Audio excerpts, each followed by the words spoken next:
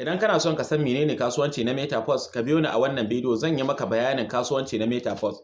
Saboda kun san mu duk abin da ya fito za ku ga an dade ana tallar kasuwanci na Metaverse, ba ku taba jin na yi tallar shi ba in ba wannan karo ba. Saboda haka abin da yasa na fi son duk lokacin da zan kawo mutane abu a social media ya kasance na tabbatar da ingancin abu kafin in kawo mutum shi, domin ni mutum ne wanda nake son kowa ya samu abubuwan da za su rufa mashi asiri, musamman wannan yanayin da ake ciki na tsadar rayuwa. Saboda haka idan kana son kasuwa ta Metaverse, kasuwanci na Metaverse, kasuwanci ne wanda za ka rika samun makudan kuɗaɗe, amma fa sai ka sa kuɗinka. Dan ga mutum ya yi min magana a WhatsApp ya ce min jarumi ina son in koyi kasuwanci na Metaverse, baka san za ka iya sanya kuɗinka ba. Dole sai ka sanya kuɗinka. Ana farawa daga $5, akwai cajin da ake na $1 za ka sanya $6 kenan, level 1 kenan. Sai level 2 adadin dai level ɗin da kake so za ka iya min magana a WhatsApp, zan tura maka da sauran jawabai waɗanda ya kamata a ce ka san kasuwanci na Metaverse. Amma kafin mu ci gaba da tafiya a bayanin nan na bidiyo na mu dan tsaya mu growing din account din mu. Ka tsaya kai kokari kai following dina, ka danna min like. Ga wasu mutane nan wurin kasan bidiyon nan na aje anan mutum 15, ka zo kai follow din su, za su yi follow back din. Kai ma yan uwa share din wannan bidiyon domin yan uwa su gani su amfana.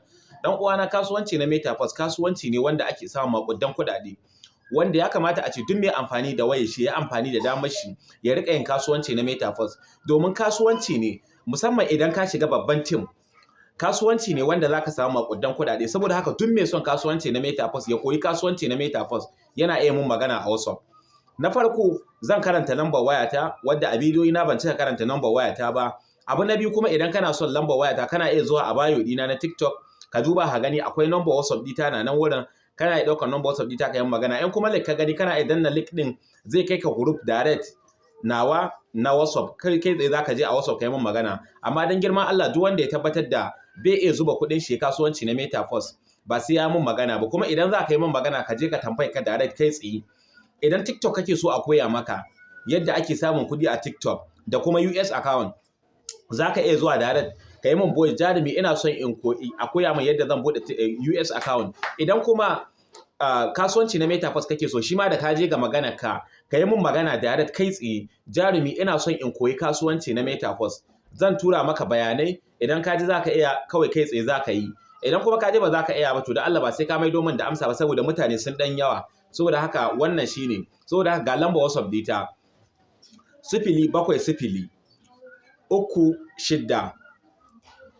45 06